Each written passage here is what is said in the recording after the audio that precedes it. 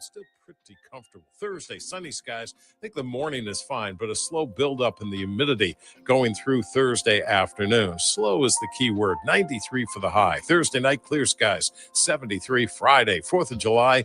More like summer should be. Kind of used to that. Sunny, it's hot, it's humid, maybe an isolated thunderstorm, but tough to find. 95. I think the evening plans for 4th of July are going to be just fine, though warm and humid.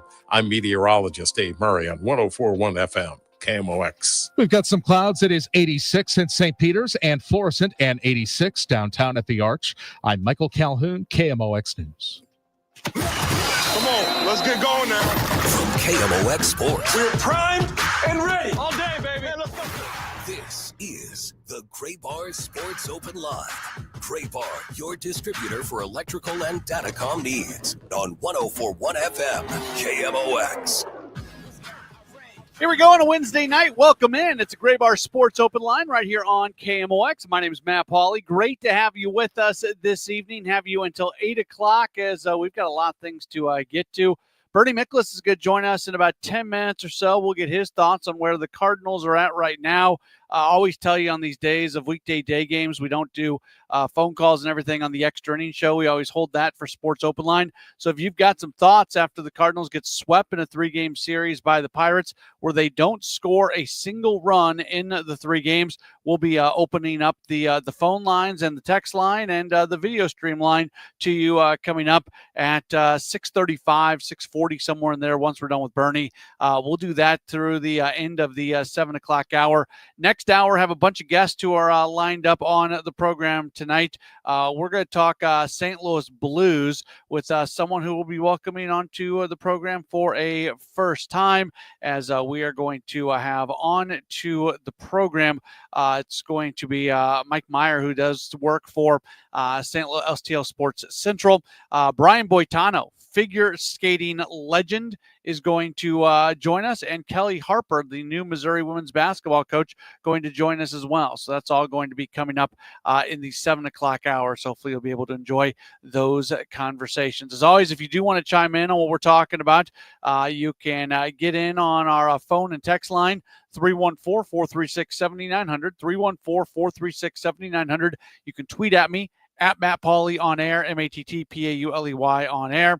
Or as I mentioned, for those of you who are watching on the video stream, you can just leave a comment in the chat and we'll get to those as we go along with the program. Always appreciate the folks who jump right in on the Sports Open Line stream after being over on Redbird Rush Hour. I know that's a little bit of a pain going from one stream to the other when it's pretty much an immediate sort of thing, but seeing those numbers continuing to lift up, and I know a lot of people are loyal to what we've got going on here at KMOX Sports, and you jump from one to the other. Of course, for those of you listening on the radio, we love all of you just the same and appreciate you being part of the program. So here's my thing with this team, the Cardinals. Look, it was a bad 3 days. You don't score a single run. And I give all the credit in the world to the Pirates for the quality of baseball that they're playing right now. This is clearly and obviously their best stretch. They were even more dominant against the New York Mets in a 3-game series sweep before, where they had scored 30 runs. Now the Mets did score 4, but the Pirates outscored the Mets 30-4 in that 3-game series. At some point in time, Pirates are going to start coming back to earth, and they're going to go back to looking like the 5th place team in the NL Central. That is going to happen. That's who they're going to be this season. But right now they're playing really, really good baseball, and you give credit to them for what they're doing. That being said, the way that this thing went down, the fact that you did not score a single run with you being the Cardinals, that's where I think where alarm bells start to go off. And if you're sounding those bells, I think it's a little early because they just got done having a really good series against Cleveland. They're still they're a half game out of a playoff spot right now. There's a lot of really good things about this team, and they've gone into lulls before. Like it always feels like what's happening in the moment is the worst thing ever. And in some ways, because they didn't score a single run in this 3-game series, in some ways, this is more challenging than some other low points that they've had. But, you can watch some of these games and say they were competitive. There's been some good things that happened in this series. Sonny Gray was pretty good today until the 7th inning. 6 innings, giving up 1 run. That's not a bad day for him. And who knows if he comes back out for the 7th or not, if the game is maybe in a little bit of a different spot. Yesterday's game, they had even scoring no runs. They had a great opportunity in yesterday's game. They were unable to do so. They have struggled hitting with runners in scoring position. I think that's a little bit of that's the thing that maybe you're concerned with, where all of a sudden things start to look a little bit like last year, where they had a hard time hitting with runners in scoring position. The only game in that 3-game series where it just felt like almost nothing went right was that first game of the series where Eric Fedde was just bad. And that was kind of the talking point coming out of that series. That the series, what was that, Monday night? Did I say Friday? Anyways, you know what I'm talking about. Game 1, where Eric Fedde went out and really struggled, and the team only had 4 hits, and they didn't have any extra base hits, and they didn't have any at bats with runners in scoring position. That was the clunker of the series. In other games, including today, there were some positive spots in there. Now, they went 1 for 10 with runners in scoring position today. Again, that's the number that I think you look at and you get concerned with.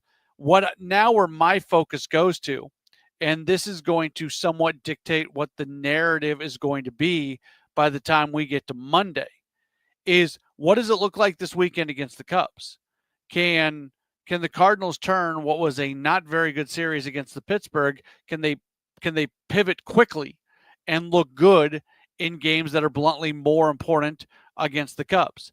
Now, we don't know for sure how much playing time they're going to get from Wilson Contreras. He's day-to-day after being hit by a pitch yesterday.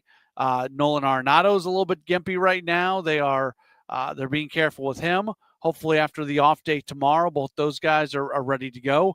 You still don't have Ivan Herrera. It's going to be a while till he gets back. Somebody like Thomas Ajayci, who I think you were excited about him getting another opportunity. Bluntly, he's just not hitting right now, and he's just slumping at a terrible time to do so. I don't think there's much doubt that his bat plays at the major league level. Right now, it's not.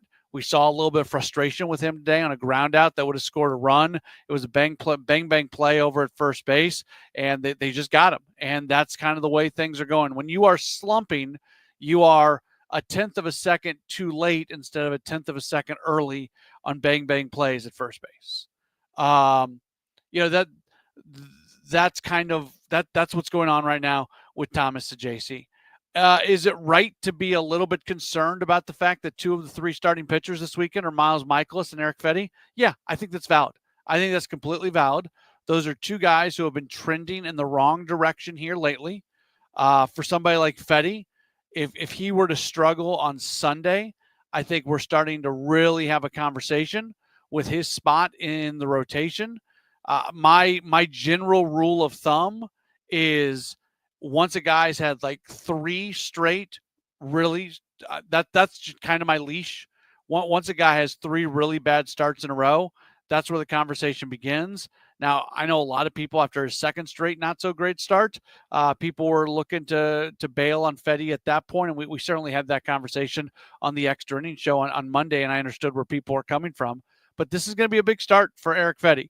And in a series that is oh so important against the Cubs, the Cardinals don't have their pitching lined up for it, because you have Mikolas and Fedde going in 2 of the 3. You'd really like for Gray to be pitching one of those games and for Liberatore to be pitching one of those games, and you're not going to get Gray in that series. Instead, the other 2 spots are going to be filled by Mikolas and by Fedde. Again, we'll give you an opportunity to talk through what's going on with the Cardinals. We'll do that at about 6:35 or 6:40. But up next, we'll be joined by Bernie Miklasz for our weekly hit with him. He joins us in just a moment. It's a Gray Bar Sports Open Line right here on KMOX. Hi, this is Jeff Sachs at Sachs Financial. Let's tune out the noise a little bit and focus on a retirement plan. If you don't have one or don't know how to get started, find us on our website at saxfinancial.com or retiresafestl.com. Here at the Almond Joy Factory, where tropical vibes abound, we use soft, fresh-tasting coconut. The crunchiest almonds and delicious chocolate candy. Ah, but do you know what our most important ingredient is? Sometimes you feel like a nut. Sometimes you don't. Almond Joy's got nuts and something even way better than that. Yes, Almond Joy is made with almonds and Joy. Hey, listen to this. All I needed was a new starter. Got a great deal on eBay. Did it myself. Yeah, that's cool. But how about the soft purr of an upgraded exhaust when it fits just right? For me, it's the little things, like these new windshield wipers from eBay I installed. From small fixes to big upgrades, eBay has all the parts you need at prices you'll love, guaranteed to fit every time. eBay, things people love. Eligible items only. Exclusions apply. Career changers, including veterans and active duty service members. Your transition starts here. Go from GI to IT in a matter of months. Become a certified cyber warrior with training at My Computer Career. Cybersecurity specialists are in high demand, offering IT pros great opportunities and a rewarding lifestyle while protecting our people, liberty, and treasured institutions from cyber threats. Deploy your career in IT today. Learn more at mycomputercareer.edu/CWP. SkillBridge and other VA benefits are available to those who qualify.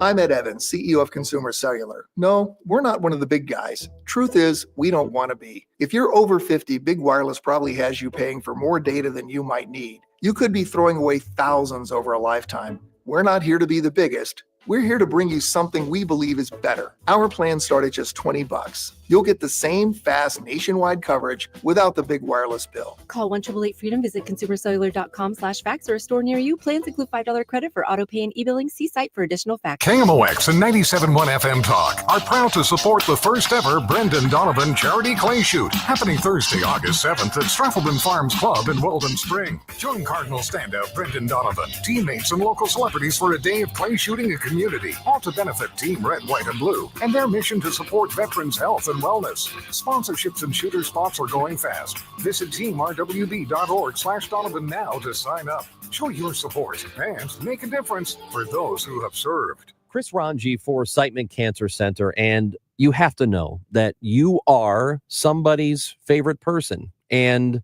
your health matters not just to you, but it matters to people who care about you. Getting screened early for any cancer, whether it's colon or breast cancer, prostate cancer, or lung cancer, it is important to do that. Siteman has set up a website called GetScreenedNow.com. And when you go to it, it's going to help you find a location nearer you. If you live a little farther out from St. Louis and don't want to make the trip into the city, you can get screened closer to home. GetScreenedNow.com, because for me, I'm over 45. It's time for that colonoscopy. Third leading cause of cancer-related deaths in both men and women. And GetScreenedNow.com will help you find a location that is good for you. Doing it early, really, really important. GetScreenedNow.com. Hey guys, Glover here for my friends at Cantor Injury Law. So as you know, I'm a lawyer, haven't practiced in a long time, but I did plaintiff's work and defense work, so I have a pretty good understanding of it. I have a pretty good idea of who's who in the firmament of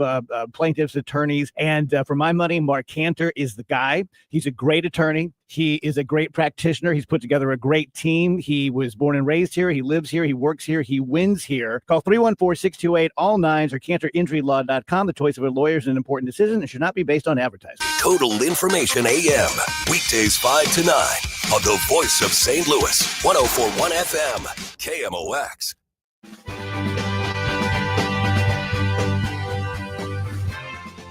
It's Gray Bar Sports Open Line right here on KMOX. We are taking you till 8 o'clock tonight. We've still got a good number of things coming up. Guest on the program still tonight include Mike Meyer from STL Sports Central. We'll talk Blues hockey with him. Figure skating legend Brian Boitano is going to join us. New Missouri women's basketball coach Kelly Harper is going to join us as well. Right now, we're very happy to welcome on the program, courtesy of our friends at Saliga Heating and Cooling. It is Bernie Miklas. Bernie, always appreciate your time. How are you? Yeah, it's good to be back with you again, Matt. I'm doing good. I know you're doing good. I'm not so sure about Cardinals fans. No, there's two things that are true here. The Cardinals just played a series where they don't score a single run and get swept by the Pirates, and I'm not trying to gloss over that at all. That was not scoring a single run against the Pirates is a startling thing, no matter how good a baseball the Pirates are playing at the moment. At the same time, in the bigger picture, the Cardinals are in a fine spot. So if they respond to this this setback like they've done most times this year, then they're going to be okay. But Bernie, it's just in the moment right now as we talk at 6:22 p.m., a few hours removed from this, from the finishing the series, that was not a great 3 games for this team. No, it was horrible. Here's the deal. Here's how I look at it. First of all, I even said this on Tuesday on the Gas House Gang. This was after Ali Marmol left. And, we were getting some comments like, well, you're going to go play the Pirates. I mean, it's only the Pirates. And it just shows me how at least some people pay no attention whatsoever what's going on outside of St. Louis. I mean, the Pirates, since May the 20th, are 23-17 now. And they, before the Cardinals got there, they whacked the Mets, outscoring them 30-4 and sweeping them. Now, if the Pirates are sweeping a team with the $330 million payroll, it's no excuse for how poorly the Cardinals offense was there. But the idea of the Cardinals getting swept by the Pirates, pay attention to what they did to the Mets. Pay attention to what they've been doing since May the 20th. They're playing really well right now. I care about whether the Cardinals win a series or lose a series. I don't care as much about how they lose a series. You either win it or you don't. And what's so funny about all this, social media, of course, the season's over, sell everybody off, fire the manager, all that stuff. The Cardinals, even though it was absolutely embarrassing for them to get shut out in Pittsburgh, in their last 5 series, they have 3 series win, 1 split, and 1 loss. So what? So that means, let's just start rebuilding. Like the overreaction is amazing. That said, and I know I'm going on for a while here. You know what it is, Matt? It isn't that, it's how the Cardinals have been losing. And I came up with a great stat here earlier today, and I updated after the game today. And I just think this says it all. I think the reason why we all overreact, fans, media, otherwise, because in their last 10 losses, and this goes back to the Toronto series, in their last 10 losses, the Cardinals have scored 4 runs total in the 10 losses. They were shut out 6 times in their last 6 losses. 6 times in their last 10 losses. They scored 1 run, 1 other game, and 2 runs in 3 other games. 10 losses, 4 runs. It's like you can't make this stuff up. So that's what has people upset. It isn't so much the losses, it's the absurd nature of the losses. What do you think leads to that? How does a team that's still, from an aggregate standpoint, a very solid offensive club, how is it that they are so all or nothing? Well, it is a solid club, but you have some really streaky hitters. And you also have, for example, an outfield where you look at the offense production the whole entire year of the St. Louis Outfitters compared to the other major league outfielders, they're way down on the list. I mean, they're like 25th, 26th in all the rankings. When you invest as much as they have in the outfield and you don't get any offense out of it, I mean, it's going to be hard to score runs on a consistent basis. And when the Cardinals score runs, when they're playing well, they score a lot of runs. So it's an extreme offense, extreme in terms of being good when they're going well, and extreme as in falling apart when they're not going well. It's almost like there's no middle ground. They're either terrible or they're terrific.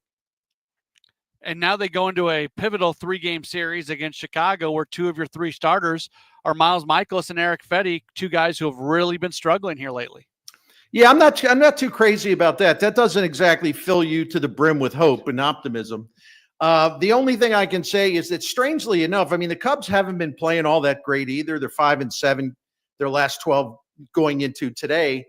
And even though they're a good team at Wrigley Field, I noted this when the Cubs were here in St. Louis. The Cubs, it's strange. They have a much better offense on the road than they do at Wrigley Field. Now, I'm not saying that that's going to remain in place for this coming series, but, maybe Mikolas can trick them, maybe Fedde. I know they're working with Fedde on some things, Dusty Blake, and I think we're going to see him locating pitches better and pitching smarter, quite frankly. So maybe they'll be able to kind of get a lot of balls hit right at fielders. I don't know. I don't know what else to say. Hey, I'd be happy with the Cardinals winning 1 game. I really would. because the Cubs are a better team and the Cubs are home. So you just get one win there. You don't have to fly home thinking you're an absolute failure. It's been a 3-3 road trip so far. Once again, a road trip that has extremes. You sweep Cleveland, you go to Pittsburgh, you get swept there. Extremes. The radio broadcast on Monday night in the Fetty game, I think it was Ricky who mentioned it, but it was interesting. He made the point that when Fetty was pitching better, he was actually issuing more walks, but then working out of that trouble. The walk rate is down, but he's giving up more hard hits. And to me, I thought that was an interesting point, because that tells you that in those games, he was working more on the edge, and sometimes he was losing those battles and walking guys, but sometimes he wasn't, and he was throwing pitches that weren't very hittable. And all of a sudden, something happened where he's been throwing a lot of middle strikes.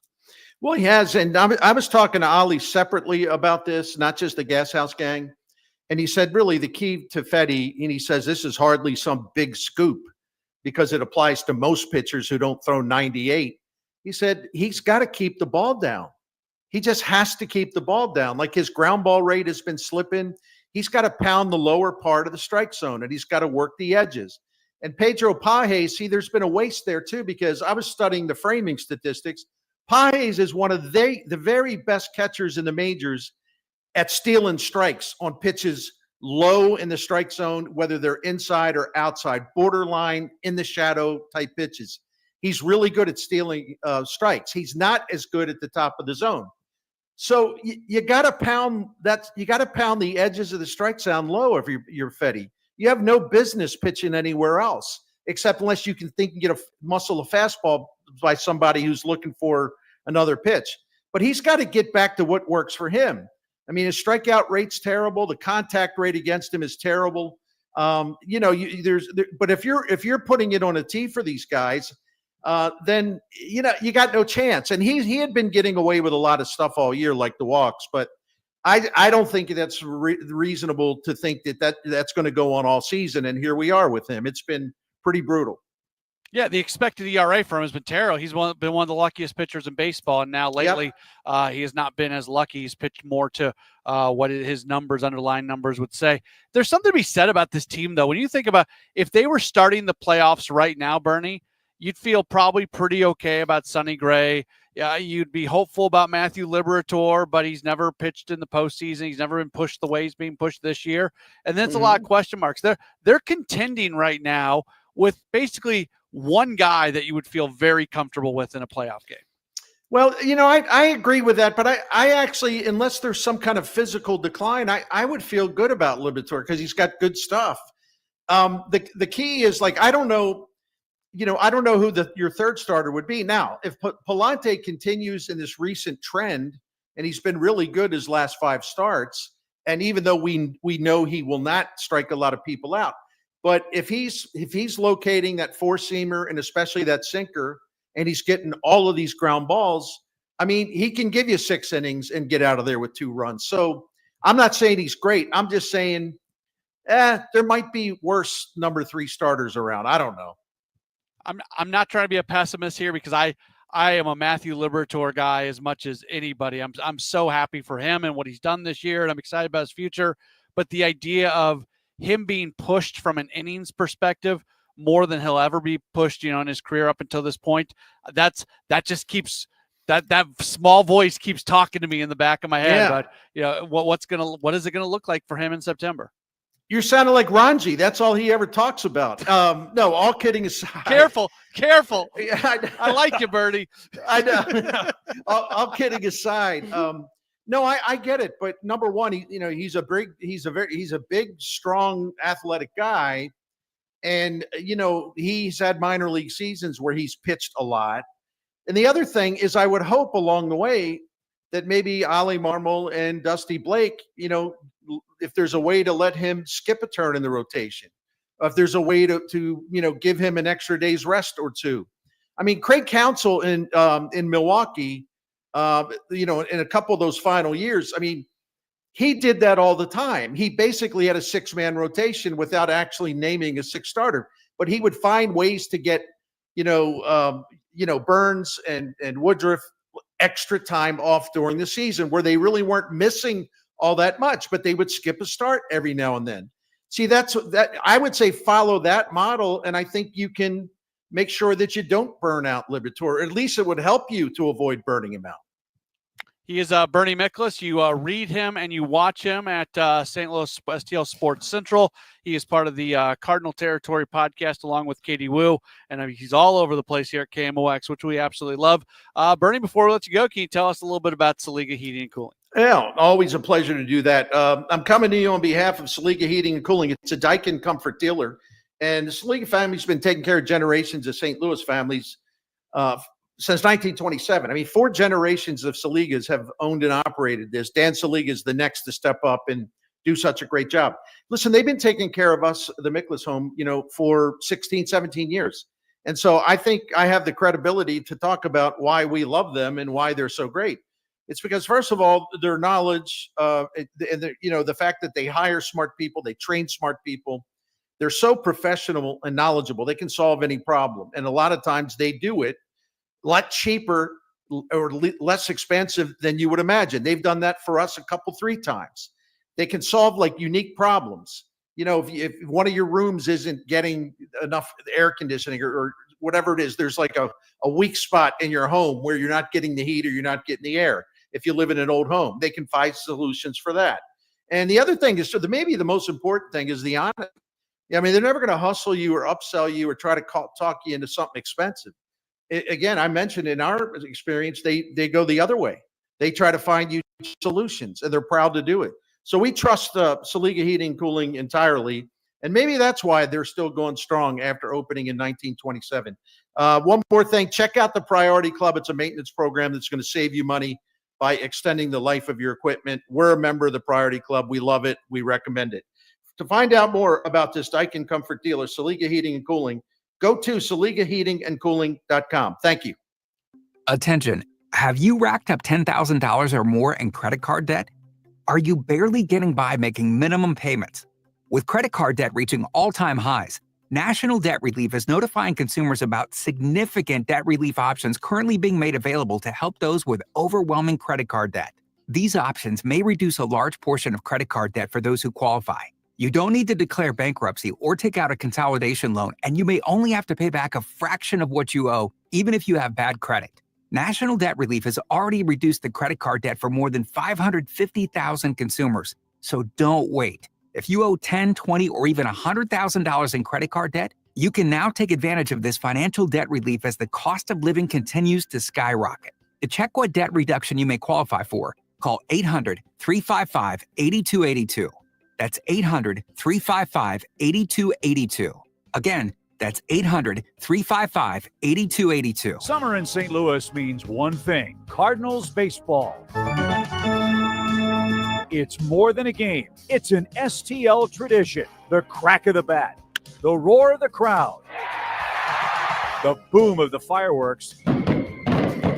It's the soundtrack to summer for Cardinals Nation. So grab your cap and glove and take your spot in the stands, because in St. Louis, baseball is more than a melody. It's our favorite song. Hey, Cardinal fans, hydrate like a champ. Head to the ballpark Saturday, July 12th as the Cardinals take on the Braves. That day, 20,000 fans 16 and older score a City Connect tumbler courtesy of Coca-Cola and Quick Trip. Stay cool and sip in style all summer long with this 30-ounce stainless steel tumbler. Don't miss out on this fan-favorite giveaway. Grab your tickets today at cardinals.com/promotions. This is Nolan Gorman, St. Louis Cardinals for the Lou. Find what you love, love what you find. A total wine and more. There's so much waiting for you. Spirits and beer, thousands of wines. Walk right through the door. It's all here to explore. With guides in the know and prices so low, it just might blow your mind. You're gonna find what you love and love what you find. Drink responsibly, B21. David was in big trouble with the IRS. At first, I didn't owe that much, but after this year, it was out of control. Then David called Get a Tax Lawyer. Right away, they were like, oh yeah, looks like you're qualified to save. Get a Tax Lawyer went to work. Should have called way sooner. Get a Tax Lawyer has helped thousands like David fight the IRS and get a fresh start. Call 800-745-3070. That's 800-745-3070. Here's a few questions for you from California Psychics. Do your workdays seem to go on forever? Is your career progression as fast as downtown traffic? Or does your boss still not know your name? Hey, you, Tina, Lisa, Sheila, whatever. Get that report to me by lunch, okay? It's Terry, ma'am. Just get it done, Terry. It's time to read the career warning signs and talk to California Psychics. We're always on hand to give you the career guidance you need. You see, we only connect you with the very best. In fact, 98% of the psychics who apply to work with us don't make the grade. That's why we can guarantee if your reading isn't life-changing, it's free. So you could soon be telling your boss where to stick that report. Where are you going, Terry? Terry! Experience the joy of certainty. California Psychics. Call 1-800-PREDICT today and get 20 minutes for just $20. The Chris and Amy Show, weekdays starting at 9 on 104.1 FM, KMOX.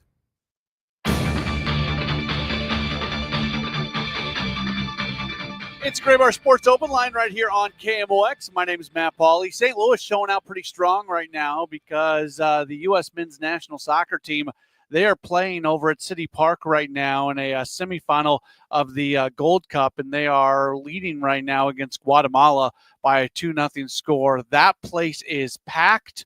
A lot of Guatemala fans are there from what we understand, but so far so good for the United States as they are up 2-0. And it just watching it on TV as I've got it on right now, City Park looks really good. It just it's a good representation of our city. So great to see that on not just a national stage, but an international stage. All right, like we always say, on days of these weekday day games where we don't do the full extended extra inning show, we always want to give you the opportunity to chime in on the Cardinals here on Sports Open Line. So that's what we're going to do right now. The forum is open to you for the most part. If you want to talk through anything going on with the Cardinals, how you're feeling about them coming out of the Pittsburgh series, if the sky is falling, or if it's a situation where, hey, it's just 3 games, it's just 1 series, they're out some guys, whatever it might be, however you're feeling, this is the opportunity to talk here on the program. You can call or text 314-436-7900, 314-436-7900. You can tweet at me at Matt Pauley on air, MattPauley on air, or for those of you who are watching us via the video stream on Facebook, Twitter, or YouTube, you can leave a comment in the chat, and we will get to that as we do go along on the program today. So opportunity to hear from you, and we're going to jump off with this one. Sam comes in and says, why do the Cardinals not try an opener for days that Miles or Fetty pitches? Now, I do know that they talked about this on the Gas House Gang on Monday. This was a conversation that was somewhat initiated by Kevin Wheeler, who was filling in on Monday on the Gas House Gang. So here would be the idea for an opener. You'd go out and you'd use a bullpen guy. You'd use the relief pitcher for an inning or 2, and then you'd bring in your bulk innings guy after that, who would be Michaelis or Fetty. And what that could potentially accomplish is the chance to, a lot of times when we talk so much about starting pitchers and not wanting to see starting pitchers go through an order 3 times through. Well, what we're actually kind of saying in that situation, not always, but a lot of times it's we don't want to see a starting pitcher face the top hitters for the other team a 3rd time through. So if you are to use an opener, you are potential, and look, using an opener is also a gamble, because if the relief pitcher that day just isn't on, well, then all of a sudden you could be down 2, 3, 4 runs, and that day's bulk innings guy, that day's starting pitcher, is essentially not even in the game yet. So there is a bit of a gamble that goes along with it. But I do think there's something to be said for at times maybe using an opener. And what that would allow is then your bulk inning guy, who would be Michaelis or Fetty in this scenario, like Sam brings up, is you would then be able to possibly get them 3 times through the order but only twice against the top of the order, if that makes sense. So I would not be against that. It can, put a toll on your bullpen a little bit. It also, it depending on who you use, there could be a scenario where you would have liked to have them available later. Like it's not just an easy thing to do, but I do think there is something to be said for that idea for sure. And again, that was brought up a lot. If you want to go back and find the archive of it, Kevin and Tom talked a lot about that during the Gas House Gang on Monday. Let's go to Tom. Tom has given us a call. Tom, you're on Sports Open Line. Hi, man. Thanks for taking my call. My first comment is about the grain of the bat. I see so many ball players just picking the bat up and swinging it without checking the grain. You do that by looking at the name of the bat, and you actually hit the ball harder and better and less broken bats. We were taught that from childhood. And the second thing is not just our catchers, but all catchers that I've watched hold the target up, but they take it down before the pitcher actually throws the ball. And I believe that we would get more strikes if they could see the target. That's all I've got.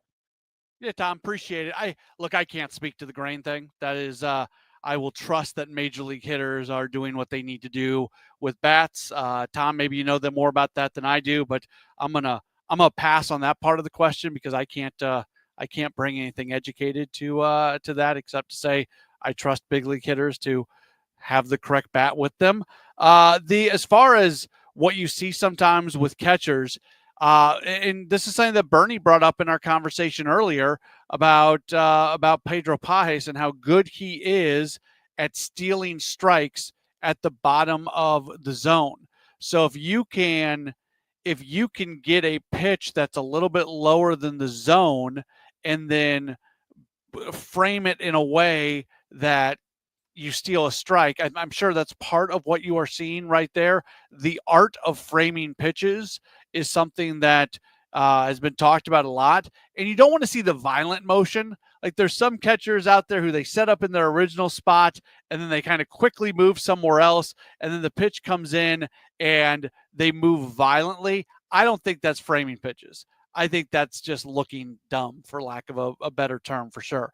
But yeah, that is it's got to be smooth. Tom, honestly, I don't notice it as much as you do. Maybe it's just not something that I'm paying attention to because I watch all these games and it's just kind of part of the game now. And it's not something that overly bothers me or anything like that. But yeah, that's most of the movement that you see back there is part of framing pitches. And if you're seeing Pedro Pages do that, again, he's one of the best in baseball at being able to steal pitches at the bottom of the zone. So that certainly goes into that. It's something that is going to become less and less effective as we move forward because there is going to be an automated strike zone of some, we'll see at least a little bit, right? That is going to be whether, it's going to start with the challenge system. And I loved the challenge system in spring training. I would hope that they just stay with the challenge system. But as baseball continues to advance from a technological standpoint, maybe at some point in time, it does become something where every pitch is being called from a computer, from an automated type thing. Maybe we get there at some point. I think next year we'll have the challenge system in place. So in those type of situations, framing a pitch and stealing a strike is not going to be as effective. Not every single pitch is going to be challenged. So there is still going to be, especially early in counts, we're going to see we're going to see an opportunity to still steal strikes, but it's not going to be quite as impactful as it was before. Kevin has given us a call. Hey, Kevin, you are on a Gray Bar Sports Open Line.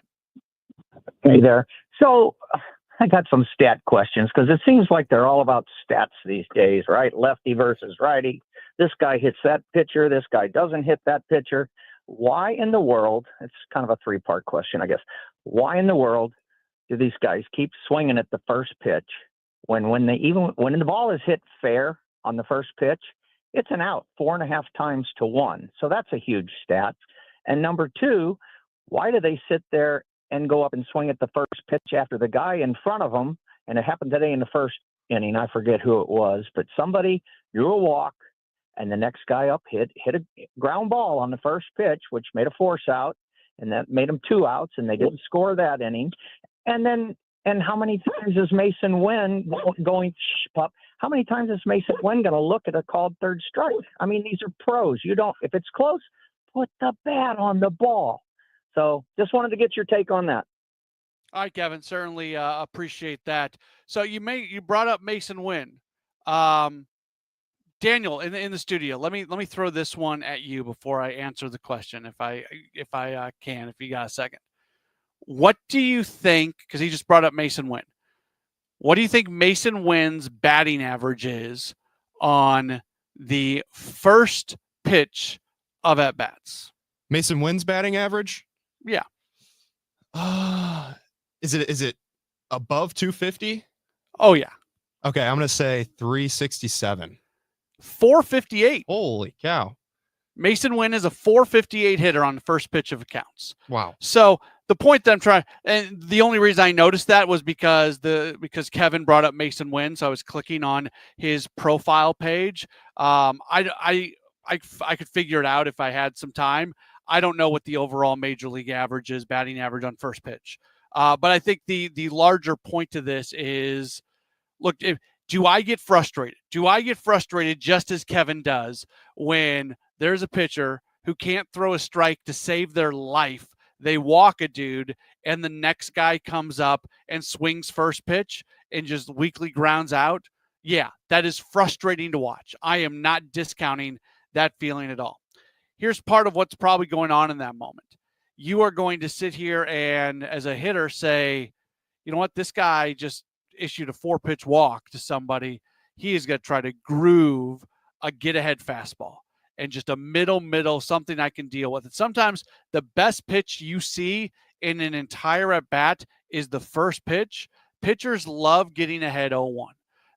You ask any pitcher out there, what's the most important pitch? They'll always say strike one. That's the cliche answer. What's the most important pitch? Strike one.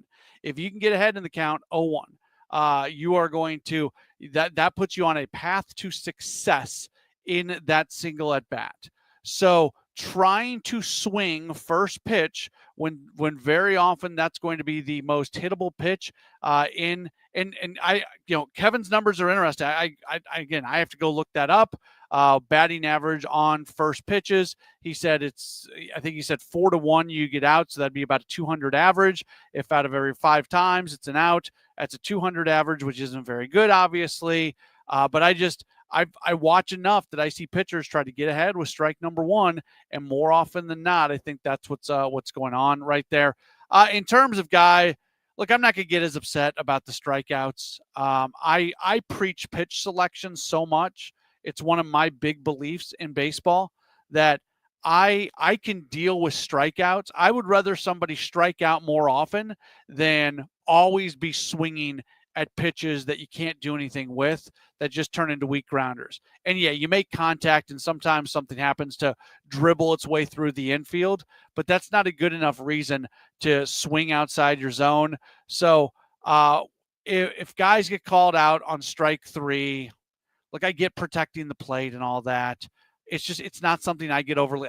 I feel like I can't talk out of both sides of my mouth. Like I feel like I can't get angry about somebody striking out on strike 3 when I get frustrated when guys expand their zone too much. So that's just sort of a me thing. I understand the frustration for sure. I understand why people would take another side of that. All right, well, another break. We'll come back and we'll continue on with the program. This is the Gray Bar Sports Open Line on KMOX. Hey, it's Matt, your leaf filter trusted pro. Gutters are an often neglected part of the home. They're also one of the most important. Clogged, overflowing gutters can cause serious problems like foundation damage or basement flooding, which can cost thousands of dollars to fix. Let's face it, cleaning gutters yourself is not only a hassle, it can be dangerous. But when you get Leaf Filter, you'll never have to worry about cleaning clogged gutters again. Get started today by visiting leaffilter.com/deal to schedule your free inspection. If you decide to move forward, we'll professionally clean, realign, and seal your gutters before installing our patented stainless steel micro mesh system. Leaf Filter keeps out everything but the water. And it's backed by a lifetime transferable no clogs warranty. So you're protected for good. We're in your neighborhood and ready to help. Visit Leaf Filter today for a free inspection and estimate, and you could save up to 30%. Visit leaffilter.com/deal. That's leaffilter.com/deal. Two legendary bands, one epic night, Collective Soul, and Live are bringing the rock to St. Louis. Catch their summer unity tour at Hollywood Casino Amphitheater July 17th with special guest Graylin James Rue. Don't miss your chance to hear such hits as Shine, December, I Alone, and All Over You. Collective Soul and Live. Tickets can be found at Ticketmaster.com. For more info, KMOX.com/events. Don't let mosquitoes ruin your time outdoors. At Rottler Pest Solutions, our mosquito control services are designed to dramatically reduce mosquito activity so you can enjoy your yard in peace. Take back your yard. Visit Rottler.com today to learn more and schedule your free inspection. Hey, it's Matt, your Leaf Filter trusted pro. Gutters are an often neglected part of the home. They're also one of the most important. Clogged, overflowing gutters can cause serious problems like foundation damage or basement flooding, which can cost thousands of dollars to fix. Let's face it, cleaning gutters yourself is not only a hassle, it can be dangerous. But when you get Leaf Filter, you'll never have to worry about cleaning clogged gutters again. Get started today by visiting leaffilter.com/deal to schedule your free inspection. If you decide to move forward, we'll professionally clean, realign, and seal your gutters before installing our patented stainless steel micro mesh system. Leaf Filter keeps out everything but the water. And it's backed by a lifetime transferable no clogs warranty. So you're protected for good. We're in your neighborhood and ready to help. Visit Leaf Filter today for a free inspection and estimate, and you could save up to 30%. Visit leaffilter.com/deal. That's leaffilter.com/deal.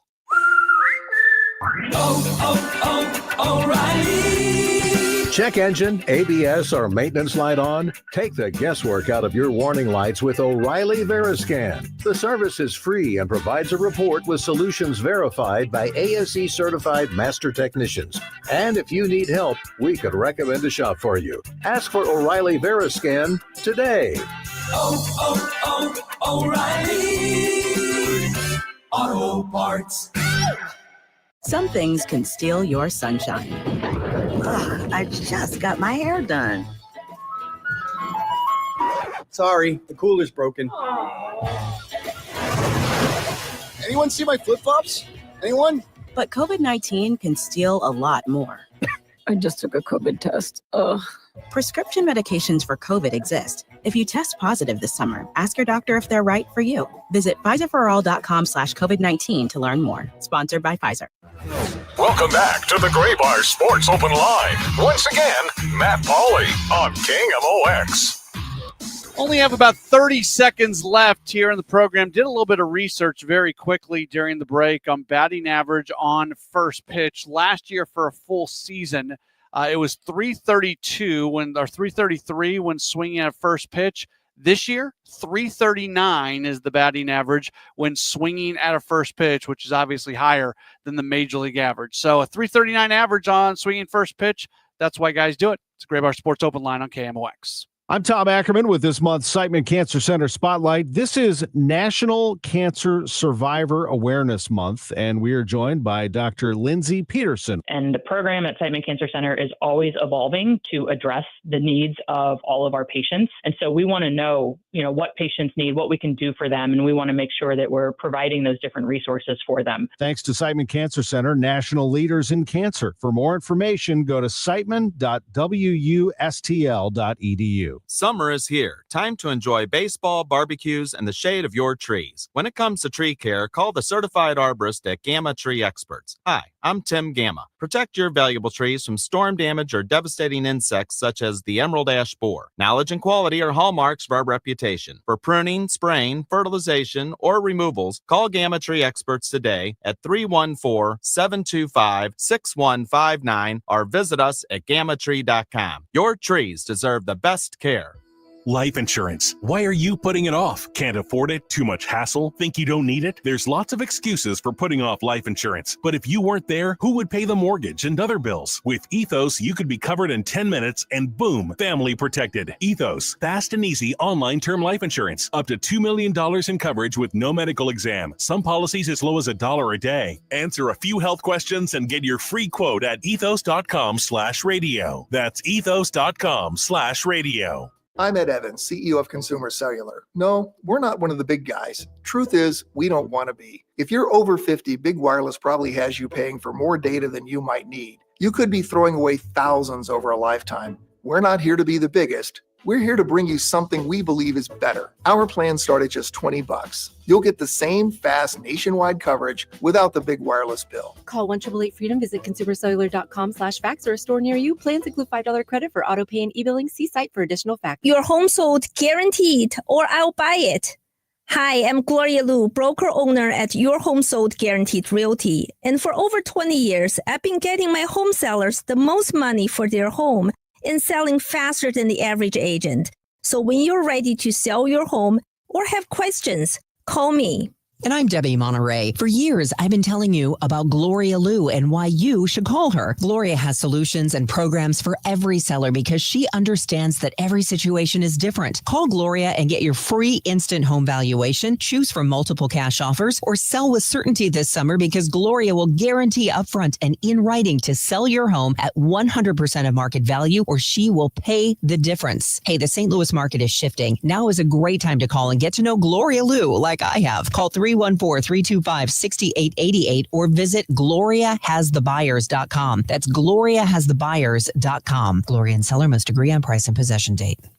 Life insurance. Why are you putting it off? Can't afford it? Too much hassle? Think you don't need it? There's lots of excuses for putting off life insurance. But if you weren't there, who would pay the mortgage and other bills? With Ethos, you could be covered in 10 minutes and boom, family protected. Ethos, fast and easy online term life insurance. Up to $2 million in coverage with no medical exam. Some policies as low as $1 a day. Answer a few health questions and get your free quote at ethos.com/radio. That's ethos.com/radio.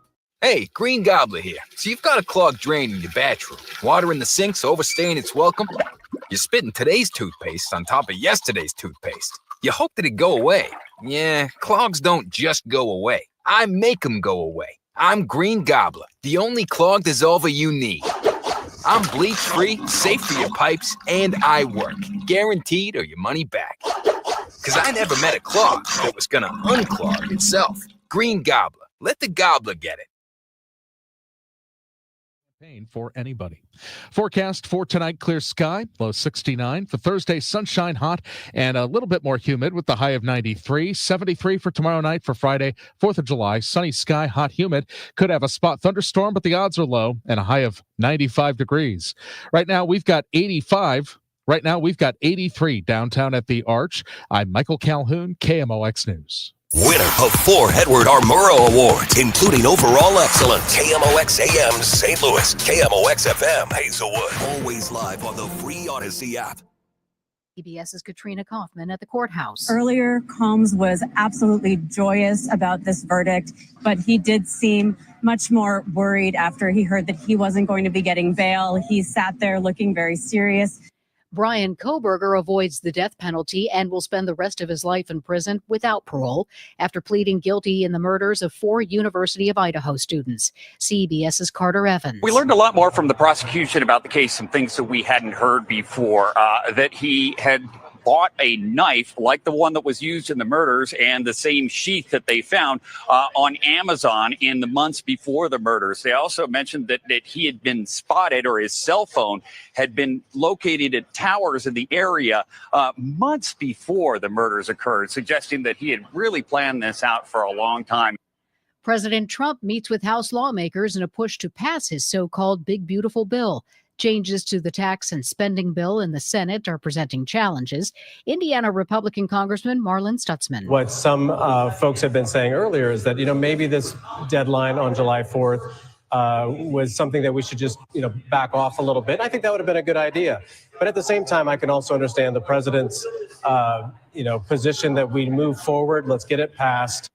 President Trump's executive order banning asylum claims at the U.S.-Mexico border is rejected by a federal judge. In a 128-page opinion, U.S. District Judge Randolph Moss ruled that President Trump exceeded his authority when he issued a proclamation in January declaring illegal immigration an emergency, denying legal process to all migrants that Trump said were invading the southern border. The ACLU challenged Trump's ban in February, arguing it validated U.S. laws and international treaties. Judge Moss postponed enforcement of his decision for 2 weeks to give the Trump administration time to file an appeal. Chris Fox, for CBS News, Austin.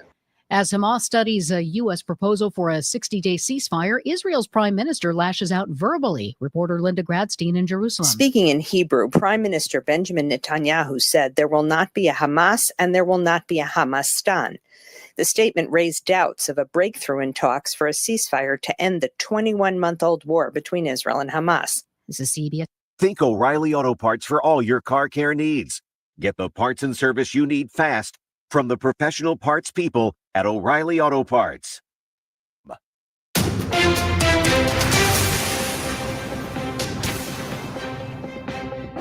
At 7:03, we've got clouds. It is 84 degrees downtown at the Arch. The 4th of July, St. Louis City Police Department planning on issuing citations to parents of juveniles arrested with fireworks. St. Louis City Police spokesman Mitch McCoy says they came to this decision to target parents after numerous conversations following last year's chaos downtown. We felt as a department that this was the most appropriate and leveled response to ensure that we are keeping our community safe, but we are also holding parents responsible for being bad parents. Amongst the citations McCoy says parents will face include contributing to the delinquency of a minor, discharging fireworks, and not picking up their child from the juvenile detention center in 45 minutes. The punishments for these range from fines to imprisonment. Sean Malone, KMOX News. Heavy black smoke quickly billowed throughout an apartment building in Peevely Sunday night after a fire. A woman in the basement apartment had burns and was taken to the hospital. Neighbors tell KMOX she was smoking a cigarette while on an oxygen tank. Dunklin Fire Chief Brad Williams says they're investigating that. She was on oxygen, and we did see items, cigarettes in the apartment in boxes. We didn't find any ashtrays. So, and there was people that said that she absolutely did not smoke while she was in her apartment. She would smoke outside. The city of Peevely has condemned Building 2 in the Ashton Place apartment complex, meaning 12 tenants are displaced. It's been a destructive spring with tornadoes, floods, and wildfires. An update from the governor on disaster response and recovery. Today, Governor Mike Kehoe said state team members have done an outstanding job this year helping families and businesses recover from an unprecedented string of damaging storms. On Monday, Kehoe extended a state of emergency through the end of August to further assist with recovery efforts and noted additional flooding from severe storms over the weekend in southwest Missouri. Kehoe says more than $22 million in FEMA and state emergency management assistance has been provided to more than 4,600 families in St. Louis City and County, as well as Scott County. Debbie Monterey, KMOX News. Clear sky tonight, 69. Sunshine tomorrow, more humid, high 93. Right now, 84 downtown. I'm Michael Calhoun, KMOX News. Welcome back to the Gray Bar Sports Open Line. Once again, Matt Pauley on KMOX. Back at it here on KMOX as we continue to take you through this Wednesday evening. No Cardinals baseball tomorrow, so we'll have 2 straight games, or 2 straight days, I should say, of a full 2-hour program. So glad to be able to do that. Blues have been making some news. They made some more news today as they sign forward Pius Suter. Talk about that and a whole lot more. We're very happy to be able to go to the guest line right now and welcome this guy on for the first time ever here on Sports Open Line. You see his great Blues content, see and read his great Blues content over at STL Sports Central. He is Mike Meyer. You follow him on Twitter at M_Meyer3. Mike, thanks for taking some time with us today. How are you? Matt, I'm doing well. Just enjoying some nice weather out here this evening. Yeah, it's not terrible compared to what we've had recently. Blues have been very busy. Let's kind of work, I guess, backwards because get the news today that they're bringing in Pius Suter, as we mentioned a few moments ago. Feels like this is somebody who can, maybe upgrade this team. Look at him as a potential second line center, something like that. What did you think about the move? I love the move. It was a little bit of a razor thin center market here, but this is going to be a good move that the Blues can give themselves a little bit of a stopgap while Dalibor Dvorsky continues to work his way up, continue his development here in the AHL. I think it's going to work well heading here into Montgomery's system. The only thing that worries me is, he had a career high here in goals and points here last season. So there's always that lingering feeling. Is there going to be a little bit of a regression as he goes into a new team? He's going to need to get acclimated here to the locker room and to Montgomery's system. But, for a guy who's going to get signed here for about $4 million here each season for the next 2 years, I'm loving this move. They also recently announced the addition of Nick Bjugstad, who last year 66 games with Utah. Just general, not as high profile of a signing right there, but somebody who could potentially come in and help this team. Yeah. And Blues fans here, we've seen Nick Bjugstad here over the last several years. He's bounced his way across the NHL. It's a massive, massive mammoth here of a guy, 6'6", 200 pounds, who's likely going to be taking the role of Radek Faksa this coming season, but just at a very inexpensive $1.75 million for the next 2 years here as well. So about half the cost here of Radek Faksa is what he's getting paid here in Dallas. But analytically, I really like the signing. He's looking like he's going to be better than Faksa here defensively. And just to think here as well that he's only one season removed from 22 goals, 45-point season here with the Coyotes. So should the Blues struggle offensively, Bjugstad's a player who, in my opinion, you can have to throw up there here in the lineup here just as needed. A lot of Blues fans were a little bit torn on the trade that was made with Logan Mailloux coming in, but they do move on from someone who really came on after the coaching change this past year in Zach Bolduc. What were your thoughts when you saw this move? And well, I guess we'll get to what they get back in a second, but let's start with the Bolduc part about this. They're watching a guy walk out who obviously was coming on last season. Yeah, this is a tough pill to be able to swallow here at this point. So, like you said, he was coming on the second half of the season, and he really seemed like he was primed for a breakout year. But, really in a hockey trade sense, any single trade that's going to be good here for the team also is going to hurt here a little bit. So, Bolduc's a guy that I actually started covering the prospects with, and he was the number one guy that I was covering here back in 2022. So, this was a trade that hurt me here a little bit. It's kind of like seeing one of my kids like, oh, darn, okay, I don't want to see this guy go. But this is a guy who I think became a little bit expendable as they have a plethora of wingers that they can be able to go to, and they desperately needed that injection of youth here on the defense, and especially on the right side, who could be able to complement Broberg for what could be potentially the next decade. So whether it's this season here or next, I think Mailloux is going to be a great fit here for this Blue system. Yeah, there's a little bit of a gamble just in what you said. I mean, they have to wait on him to continue to develop. He spent a lot of time with the Canadiens AHL affiliate last season, only 7 regular season games with the Canadiens. So it feels like they're walking away from a guy in Bolduc who is also young, same age, but has a little bit more of an NHL track record than Mailloux. But Mailloux maybe has a higher ceiling just in terms of getting a potential lockdown defenseman. Would you agree with that basic statement? Absolutely. Yeah, there's always going to be a gamble here with this, and especially because he has not really proven himself in the NHL. Like you said, only 7 games. But this is a guy who is going to be able to come in, and he's not just going to provide here offensively, but he's a guy who, in an interview here yesterday, said he was really torn on which one that he preferred more, being able to score a goal or be able to just lay a guy out here on the track. So I think if you are looking at the upside, that you can be able to see a guy who's not only want to be able to score the goals, be able to put up the points here on the scoreboard, but also wants to be able to prove for his team here defensively here and physically as well. Talking with Mike Meyer, who does Blues coverage for STL Sports Central, does a fantastic job with it. Really enjoyed watching some of those post games, especially during the postseason. And I know some of those numbers from a podcast standpoint were absolutely fantastic nationally, which is really, really cool to see for everything everybody's doing over at STL Sports Central. Connected to the Mailloux signing is the reported news that the Blues are going to waive veteran defenseman Nick Leddy. Any surprise, any shock, or is this something that was kind of expected for you? I think it's a bit expected. And then especially when it comes to a guy here like Nick Leddy, a veteran, I mean, you never want to be able to see that this is the way that he's going to end up going out. I'm hoping that he's going to end up finding his way here with the NHL. And maybe this is going to be a situation very similar to Brandon Saad, where they would mutually terminate the last year of his contract, which would work out here as well for the Blues again financially.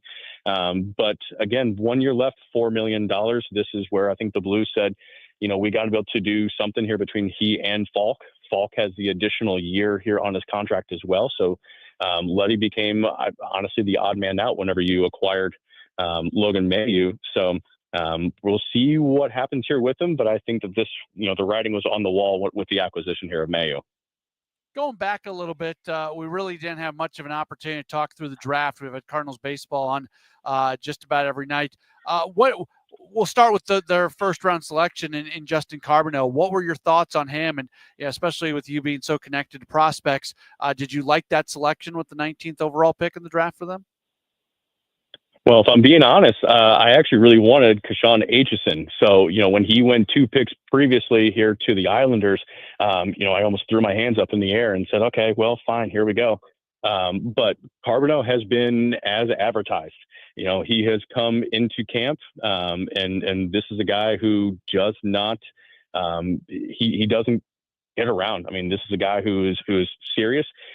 He doesn't like to be able to go around people here on the ice. He likes to be able to go through them. So fans, in my opinion, are going to be able to see this guy.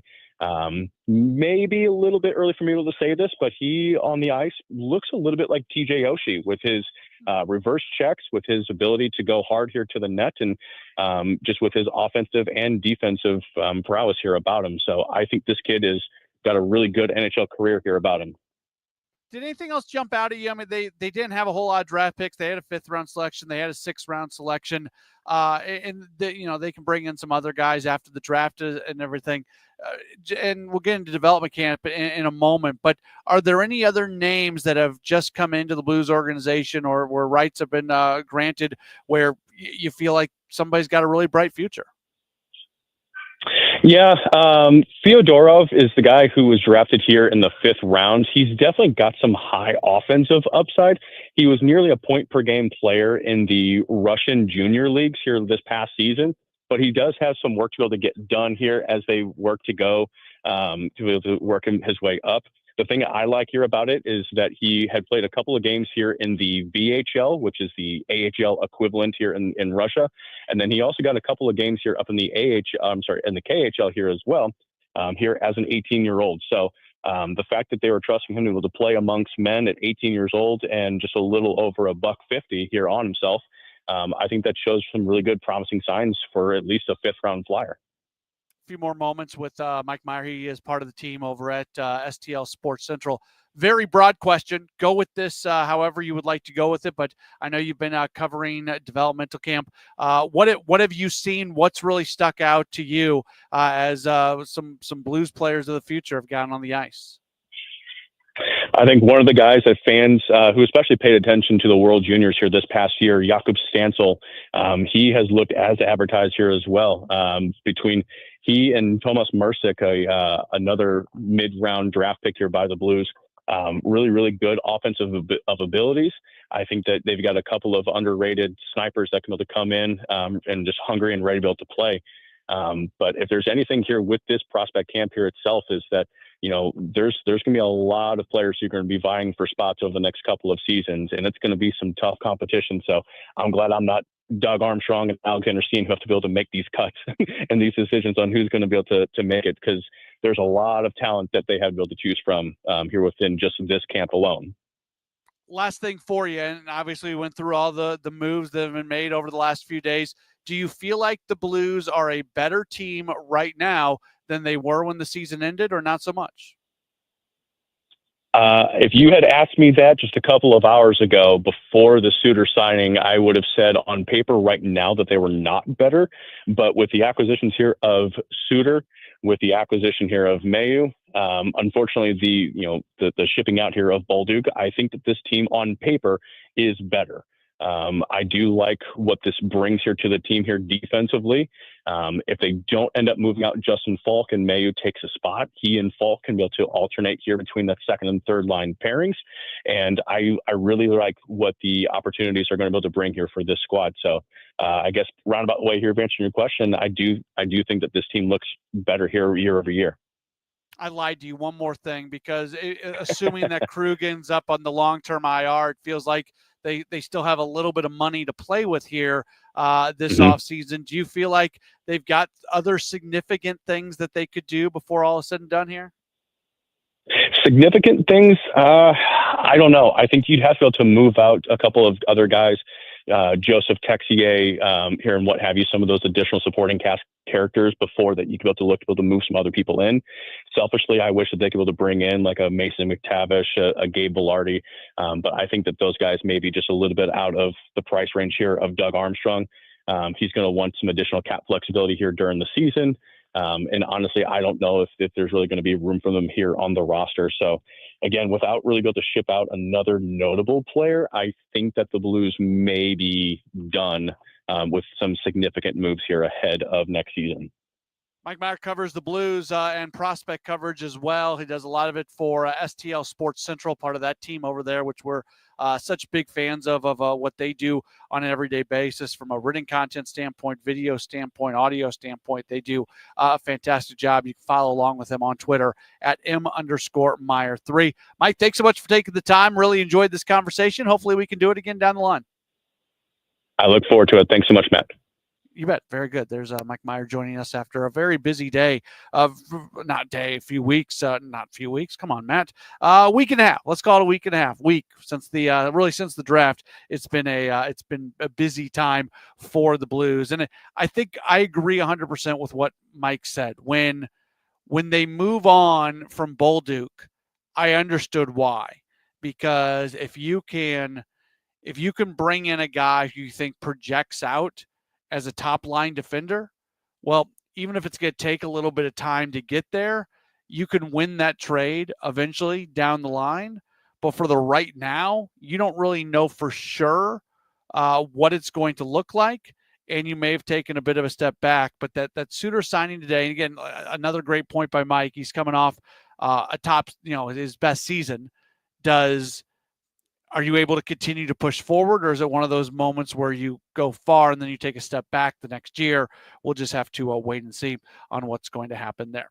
We've still got a lot to get to. Got the chance to talk with a couple cool people over at Busch Stadium over the last week or so, both Brian Boitano and Missouri women's basketball coach Kelly Harper. Those interviews on the way still. It's a Great Bar Sports Open Line on KMOX. Hi, I'm Andrew Suntrup. Buying your brand new Buick or GMC has never been easier. Here at Suntrup Buick GMC, our family-owned and operated dealership has been proudly servicing St. Charles County for over 30 years by always providing aggressive pricing, a massive inventory selection, and exceptional customer service. Buying from Suntrup means you get the best vehicle at the best price. Visit Suntrup Buick GMC today or visit us online at suntrupbuickgmc.com and save more at Suntrup Buick GMC. It's Tom Ackerman. I've been talking about it for years because we've been enjoying it for years, and that is Innsbrook. Innsbrook Resort, Innsbrook-resort.com. What a place. And the home values have increased 105% in the last 5 years, so it's a great return on investment. The new Sonnenhaus houses are available this year. The modern exterior of a treehouse with cozy interior elements of a cottage. Innsbrook-resort.com.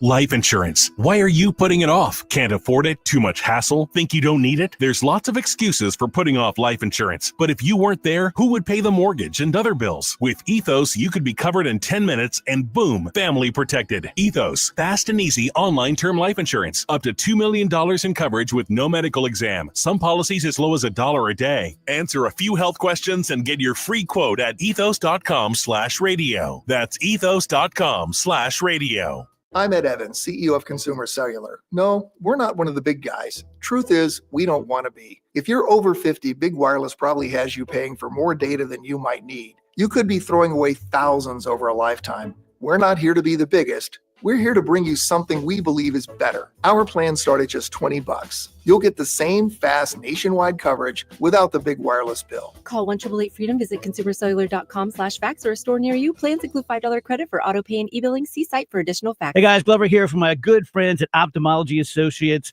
So my doctor is Dr. Greg Birdie, and he's my doctor and he is my friend. He is a very, very good, very thorough doctor. His longtime partner, Dr. Malhotra, Dr. Royer, Dr. Brisati, they are the doctor's doctors. Why do they call them this? Because about 250 local and regional doctors go to the doctor's doctors for their eye care. Now, are their eyes more important than yours? No, of course not. But it's a real indicator that they are legit when other doctors go to them when they could go anywhere in the world for their eye care. Whether you're there for a comprehensive exam or you're there for a surgical consultation on LASIK or cataracts, you're going to be treated with respect and professionalism every single time.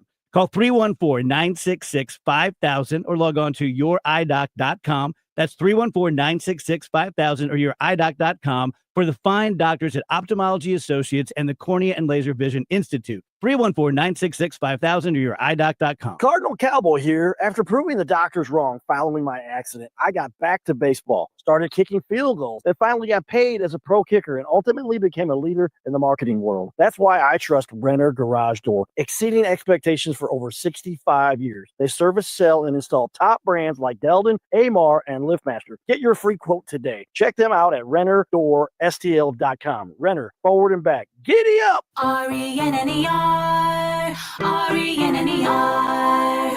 Lifestyles Unlimited member Lisa on how our educators and mentors share their knowledge. The whole Lifestyles Unlimited team is just wonderful, and all the people in it is basically copying what I do so you could be successful. Lifestyles Unlimited. Over 33 years teaching the real estate retirement roadmap. Text the word radio to 88007. That's radio to 88007. Join for just $297 and save 60%. Lifestyles Unlimited. Text radio to 88007.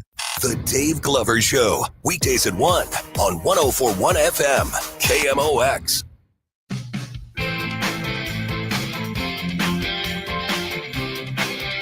It's the Great Bar Sports Open Line right here on KMOX. My name is Matt Pauley. A very busy 7 o'clock hour. Does it continue on? I'd mentioned before, and we just heard from Kelly Harper a few moments ago, the Missouri women's basketball coach. This last Cardinals homestand, it was a who's who of folks coming in. And one of those folks that I got to meet, and this is really excited, the U.S. Figure Skating Championships are going to be happening in St. Louis prior to the next Olympics. So essentially, this is the Olympic qualifying. This is a huge event that's going to be taking place at Enterprise Center and some other venues throughout the St. Louis area as well. Figure skating legend Brian Boitano was in St. Louis to promote the event this past week, and I got the chance to talk with him at Busch Stadium, which was pretty darn cool. Good to be here. This has been so fun. Love it. We're talking inside of Busch Stadium. You just threw out a first pitch a little while ago. Tell me how that went for you. I striked it out. Okay. Good velocity. I was a little. I think it was pretty good. Okay. Hey, I met my goals. My goals. So the pitcher didn't have to step out of play, or the catcher didn't have to step out of play. So it's That's okay. good. Yeah, it's That's good. Right. I was just told a few moments ago that you've got a friendship with former Cardinals manager Tony La Russa. Yeah, I sent him the picture on the field, and he asked me if I was a prospect or a suspect. I said yes.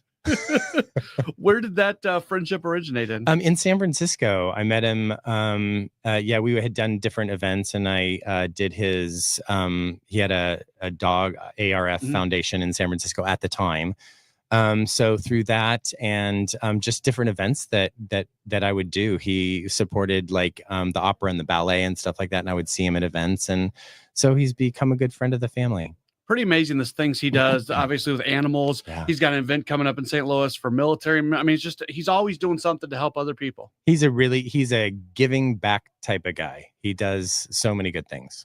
This is a really cool thing that's coming to St. Louis. I tell people I was just talking to my wife the other day, and I was reminding her about it, and I was explaining how big of a deal this is. It's huge. This is determining who's going to represent the United States in the Olympics. The figure skating championships are going to be coming to St. Louis. Yeah, I can talk about it, but you can do it a lot more. Tell folks what this is. Yeah, it's our Olympic trials. So everybody that you will see in this competition will be the same people that you see in Milan a month later.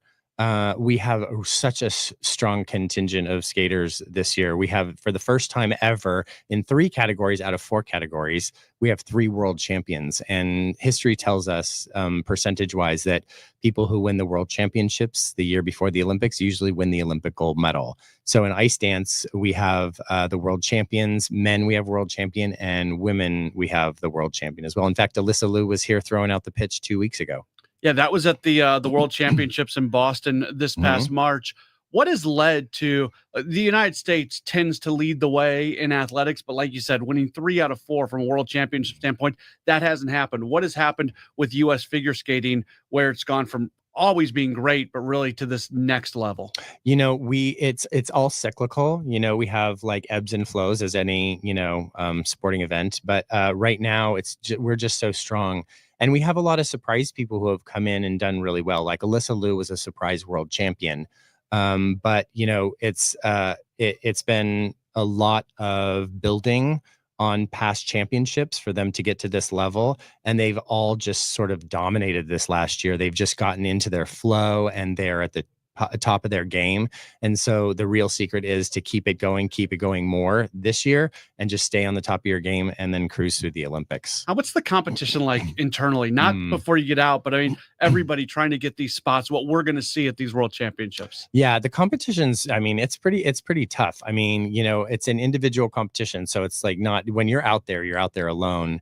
And when you're backstage with all the other skaters, there's people try mind games and stuff like that to psych you out and things like that. But, at an elite level, it really doesn't make too much of a difference. You do what you can do and you're seasoned. But, the pressure in an Olympic year, and especially what they'll feel in St. Louis for the Nationals, if they don't do well here, they're not going to make the Olympic team.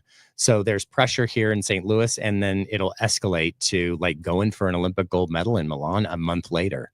We're talking with figure skating legend Brian Boitano, the U.S. Figure Skating Championships, January 5th through 11th. That's another important part about this. This is not a one-night event over at the Enterprise Center. Many nights there. Other venues in the market are being used as well for some other things. I mean, this is a big week-long sort of thing. It's a week-long sort of thing. I'm doing a Boitano's Lounge in the building. So it's a place that I set up for skating fans to buy tickets, come have elevated food and drinks and socialize with the legendary alumni, because we're going to have a lot of famous people there, Chris Yamaguchi and Dorothy Hamill, Scott Hamilton, like they'll all be there because it's Olympic year. And then also the current skaters come into the lounge to mingle with the people who are watching. So it's really fun. I know you're a culinary, guy.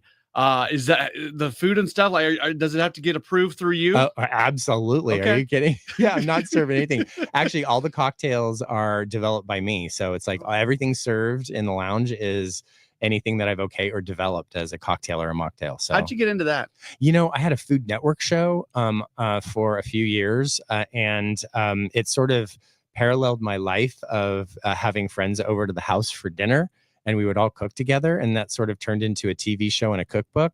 And then I got a call from a man doing boutique hotels, and he's like, "You want to do Boitano's Lounges in my boutique hotels?" And I'm like, "Sure, I'd love to do that." So I started developing cocktails and food for that. And so I'm heading there tomorrow in Lincoln, Nebraska, and then Kansas City to see our second property. Your story is really interesting. You ended, from an Olympic standpoint, your last Olympics was 94, but the TV stuff you've done, the book you wrote, like everything, you have found a way to really transform into almost a second career. Well, you know what? I've always just followed my passion. I always say I've never had a real job. I've always just followed what I wanted to do and sort of gone in that direction. So, and the food thing just happened. It was organic. It just happened. And then that went into an HGTV special of me renovating my great-great-grandfather's house in Italy and discovering my roots there. And so it just sort of all leads in certain directions that I decide to go this way or that way. And I just pursue what I want to. I'm gonna put you on the spot here. Do you have like any St. Louis history stories? I do. Okay, let's hear it. Do you know this already? No, Did you ask me for sure? Uh-uh. I was the last ice skating show, or maybe show even total, in the Checker Dome. Really? I was, and the first one to open the new stadium 6 months later. Okay. So yeah, I love the Checker Dome. We always loved skating in the Checker Dome. And I was, champion. It's Campbell Soup Champions on Ice.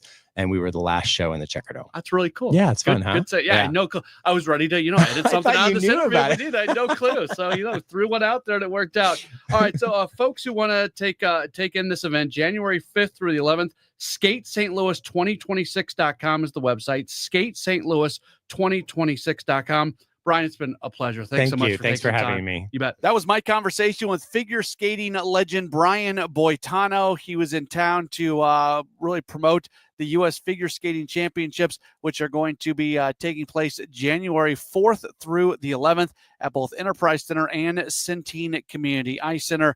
If you want to find tickets, there's multiple ways to get connected with tickets. If you go to the St. Louis Sports Commission website, you can always go to their events page, or you can just skip all that and go right to Ticketmaster.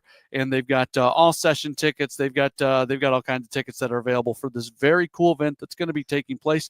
That's going to be right in front of the Winter Olympics. So this is going to be the Olympic trials in addition to the U.S. Figure Skating Championship. And what a great event that's going to be coming to St. Louis. And so cool to talk to somebody like Brian Boitano.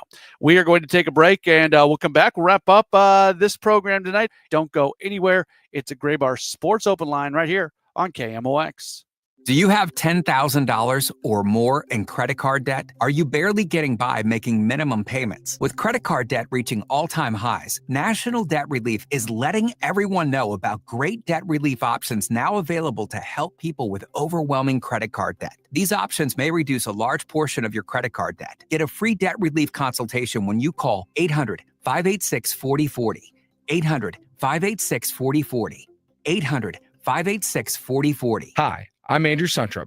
For over 30 years, St. Louis families have trusted Suntrup Ford Westport and Suntrup Ford Kirkwood as a proud, family-owned and operated dealership.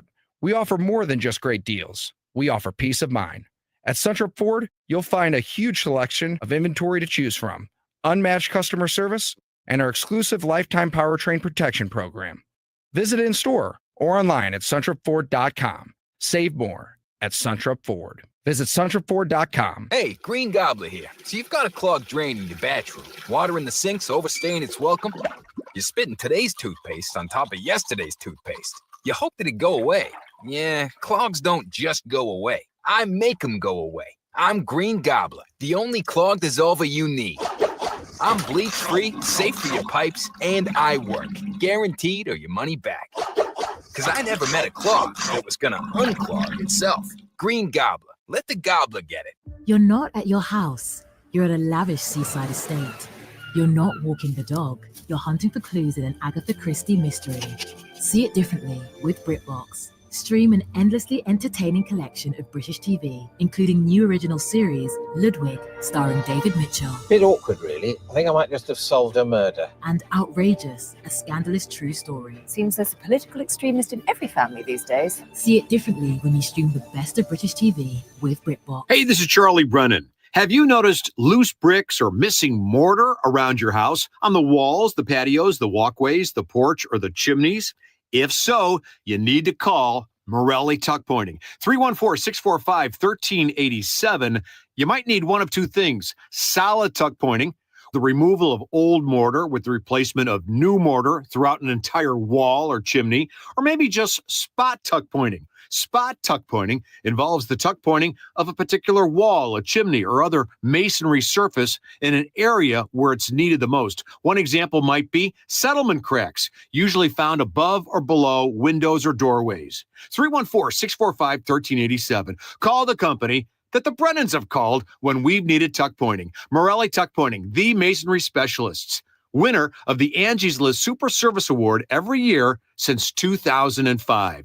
314-645-1387, MorelliTuckPointing.com. KMOX and 97.1 FM Talk are proud to support the first ever Brendan Donovan Charity Clay Shoot, happening Thursday, August 7th at Straffleton Farms Club in Weldon Spring. Join Cardinal standout Brendan Donovan, teammates, and local celebrities for a day of clay shooting and community, all to benefit Team Red, White, and Blue and their mission to support veterans' health and wellness. Sponsorships and shooter spots are going fast. Visit teamrw.com. aub.org/Donovan now to sign up. Show your support and make a difference for those who have served. Are moles tearing up your yard? Don't let these lawn invaders turn your beautiful property into a mess. Rottler Pest Solutions offers professional mole control services to protect your lawn from damage. With year-round treatments, we'll keep your yard safe and looking great. And the best part, you don't even have to be home while we take care of the problem. Visit Rottler.com today to schedule your free inspection. At Rottler, we know St. Louis pests because we know St. Louis best. KMOX is everywhere. 1120 a.m. Streaming live on the Odyssey app. And now at 1041 FM.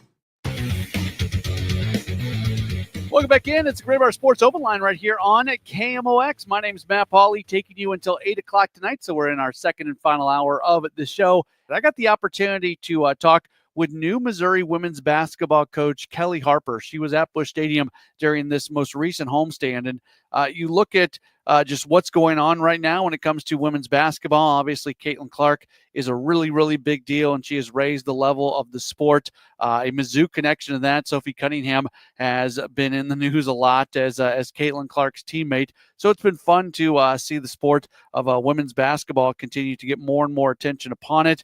College women's basketball, in recent years, we've seen the ratings go up on the women's Final Four and things like that. So it's a sport that seemingly is very much on an upward trajectory. When you look at Kelly Harper, she is someone who was the coach at Tennessee. She's someone who was the coach at Missouri State. So she knows the conference, she knows the state.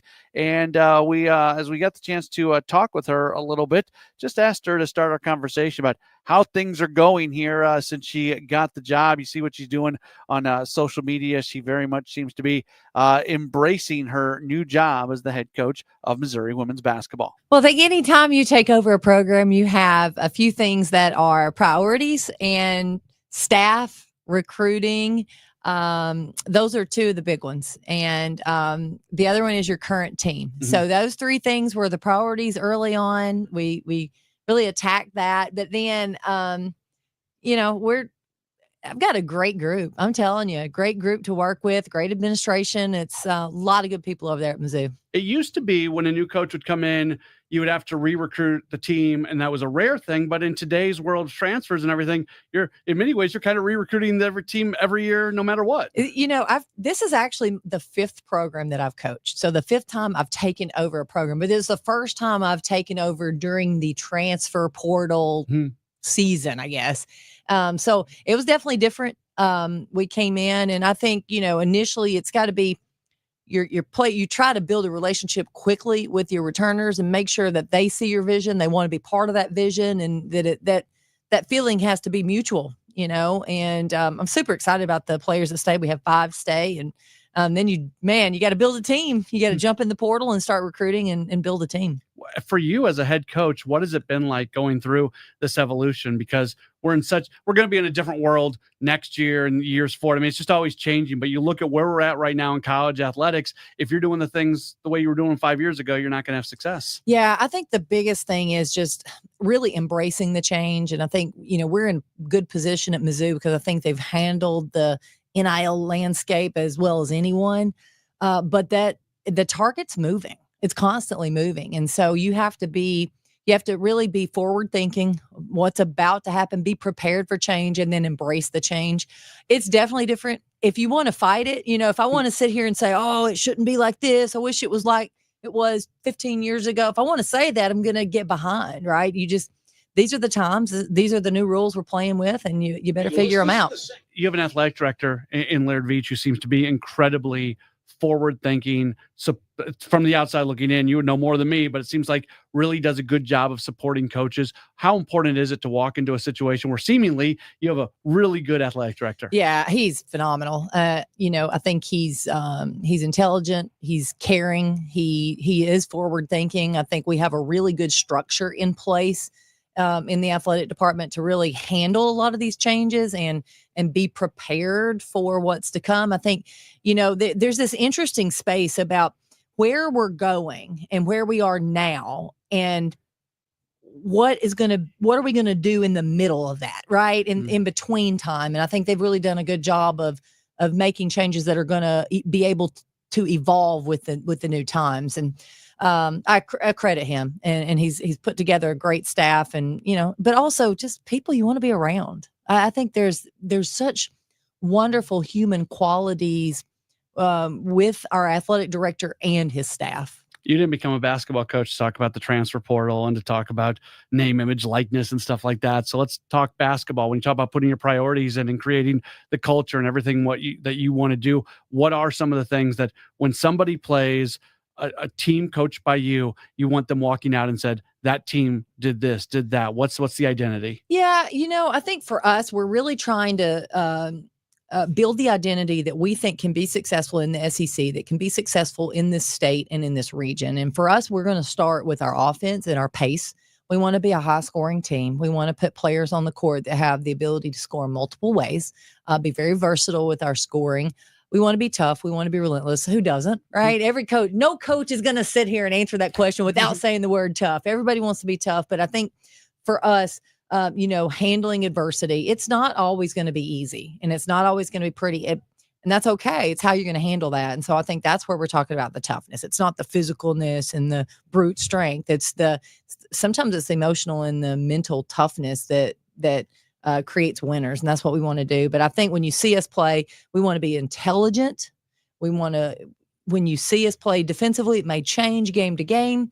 That's where we're going to try to use IQ, scouting reports, and I hope you see our team get better, because I think one of our strengths in our program is going to be the player development that our staff can provide. Mention your resume a little bit. Your last 2 stops are very impactful because you've got experience in the state at Missouri State and experience in the conference at Tennessee. How much of a leg up coming into a new job do those 2 experiences help you with this? Well, I think it's really the resume laid out perfectly for this job. And I think, very familiar with the SEC and the coaches and the players and the style of play and really what it's going to look like on a day-to-day basis. And I think when you come in the SEC, when you first get in, it's difficult.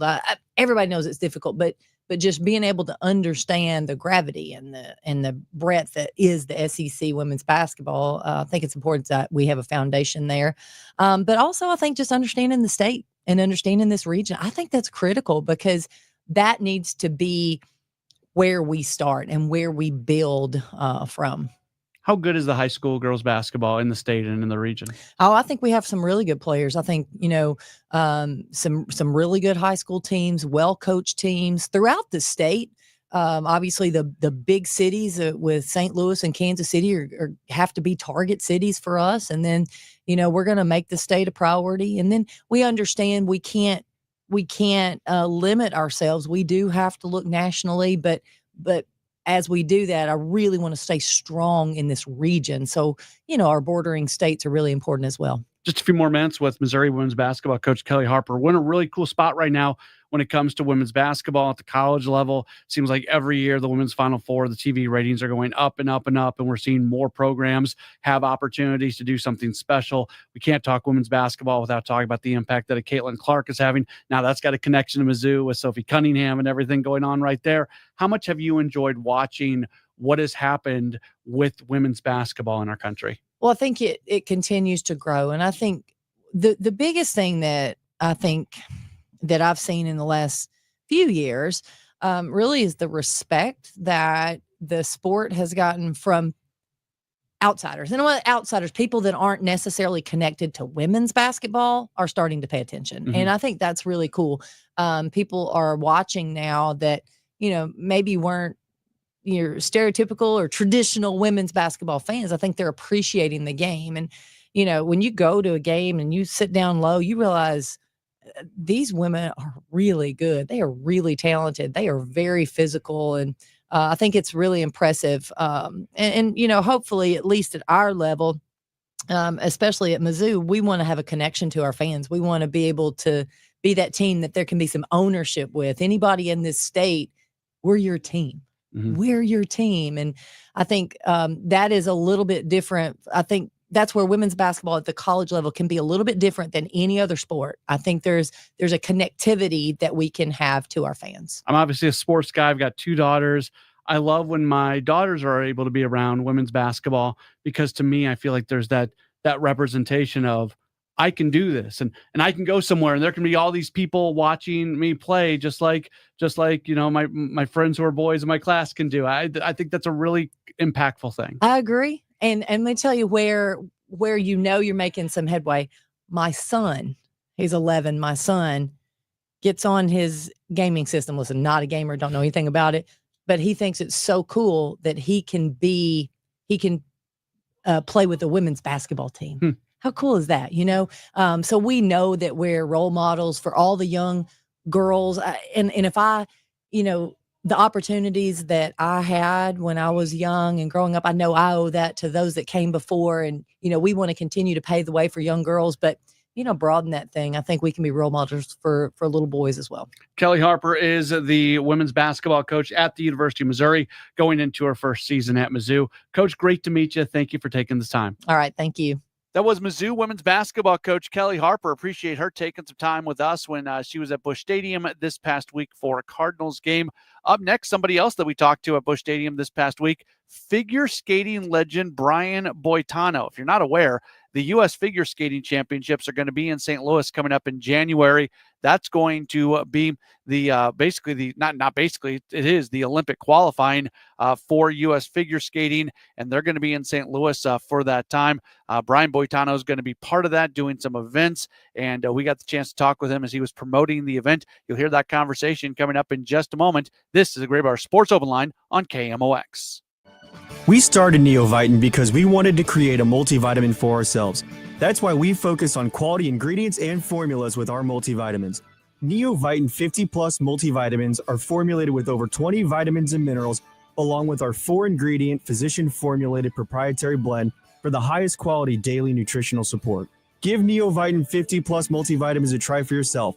Find them at your local Schnucks, Dierbergs, and online at neovitin.com. An important message from S&L Coins. S&L Coins pays top dollar for your gold and silver coins, old currency, gold-filled jewelry, scrap gold and silver, silver plating, gold and silver bullion. Get a quote with a call to S&L at 544-3600. S&L Coins, 544-3600. Or visit S&L Coins at 9300 Gravois, just east of McKenzie. Open 9 to 5 Monday through Friday, 9 to 4 Saturday. Before you sell, call S&L 544-3600. It doesn't take a lot to make a big difference. That's why we've teamed up with Jerry Kelly Heating and Cooling to bring you 100 acts of kindness. For the next 6 months, the Chris and Amy Show is challenging you to spread kindness in simple, meaningful ways. No big budget needed. Write a thank you note, help a neighbor, surprise someone with a smile. It all counts. Let's prove that kindness is contagious. Share your acts with us by using hashtag 100kindacts. Because a little kindness goes a long way. Hi, this is Jeff Sachs at Sachs Financial. Let's tune out the noise a little bit and focus on a retirement plan. If you don't have one or don't know how to get started, find us on our website at saxfinancial.com or retiresafestl.com. Hey, Green Gobbler here. So you've got a clogged drain in your bathroom. Water in the sinks overstaying its welcome. You're spitting today's toothpaste on top of yesterday's toothpaste. You hope that it go away. Yeah, clogs don't just go away. I make them go away. I'm Green Gobbler, the only clog dissolver you need. I'm bleach-free, safe for your pipes, and I work. Guaranteed or your money back. Because I never met a clog that was going to unclog itself. Green Gobbler. Let the gobbler get it. You know Gray Bar for electrical parts. But there's one more thing you may not be thinking of us for that can help maximize your next project's total value. Our pre-project planning services are designed to help you win the bid, save on labor costs, and keep your installers productive across your entire build. The sooner you call us, the better. Because when we're there from the beginning, we can anticipate your needs and help you solve problems before they become problems. Yep, Gray Bar does that. You know, I always said for years to save my number in your phone so you don't forget. And here's why. Today, I was calling the office. So I mentioned the office number. Probably have said it, not to exaggerate, over 1,000 times. I called the office today and I dialed the wrong number. When it connected, it said number not in order, not in use, whatever they say that. Now I am freaking out. I'm a very small business owner and that's my lifeline. Very long story to try to make it shorter. And if Andrew can do this, I'm producing it. That's why I say save the number in your phone. Save it under Bart. That's with a B. You can save it under air conditioning. That's with an A. Or whatever helps you remember, because if your memory is like mine, it's easy to forget. 314-293-2600. It's Bart with a B. Welcome back to the Gray Bar Sports Open Line. Once again, Matt Pauley on KMOX. Starting to wrap things up on this edition of a Gray Bar Sports Open Line right here on KMOX. We've had a lot of guests on today. I've certainly done a fair share of Cardinals baseball, but here on the 7 o'clock hour, I've gotten a little bit into the St. Louis Blues and some other things as well. Just Cardinals are in a tough spot right now, and I said this earlier, and I'll say it again. It feels like this is a kind of an intersection point of this season. Which direction are things going to go? And look, you make too much out of a single series. You make too much out of 3 games over 162. That's a problem.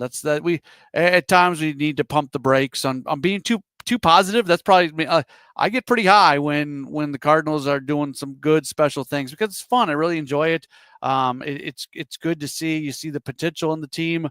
Probably I should be reminded at times that if I'm going to give the message about it's just 1 of 162 or 3 of 162 or just 1 series, if I'm going to say all that stuff when things are going poorly, I need to be able to at least take a step back and say those things when things are going well. But it's a lot more fun when things are going well. That I think that advice is just it's a little bit easier to deal with when things are not going so well. But like I said earlier, this team, they had all this momentum. They had that 3-game sweep of Cleveland. They had that day where they won and the Cubs lost and the Brewers lost and a bunch of the teams that they're next to in the wild card standings lost. It just felt like they had all this momentum. Now, let's be fair to Pittsburgh. Pittsburgh's been really good lately, and they may be the last place team in the division. So I'm not trying to completely put lipstick on a pig, but this is also a team that just got done sweeping the Mets in a 3-game series before they got done with the Cardinals. And they won that series by a combined 30-4 score. Now, I'll be honest, and I've said this to a few people, so I don't, when I get things wrong, I'm not too afraid to say that I got them wrong. I always, when I'm watching a team, I always get really worried when they're about to face off against a team that is on a terrible losing streak. Because those teams always have to come out of the terrible losing streak, right? And I've just got this internal fear that, okay, this is going to be the team's get-right series.